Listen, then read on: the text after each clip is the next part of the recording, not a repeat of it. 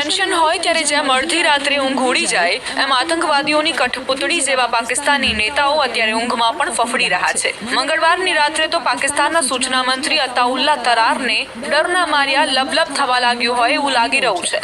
એટલે તો રાતના 2 વાગે પાકિસ્તાની મીડિયાને બોલાવીને પત્રકાર પરિષદ કરી અને આશંકા વ્યક્ત કરી કે ભારત એકાદ દિવસમાં પાકિસ્તાન પર યુદ્ધ ઠોકી દેશે. પાકિસ્તાનના મંત્રી રાત્રે જ રોદણા રોવા લાગ્યા. Pakistan has credible intelligence. Pakistan પાસે એવી પાક્કી ગુપ્ત માહિતી છે કે ભારત પહેલગામ હુમલામાં સામેલ હોવાના નિરાધાર અને મનઘડંત આરોપોના બહાને આવતા 24 થી 36 કલાકમાં પાકિસ્તાન વિરુદ્ધ સૈન્ય કાર્યવાહી કરવાનું મન બનાવી રહ્યું છે.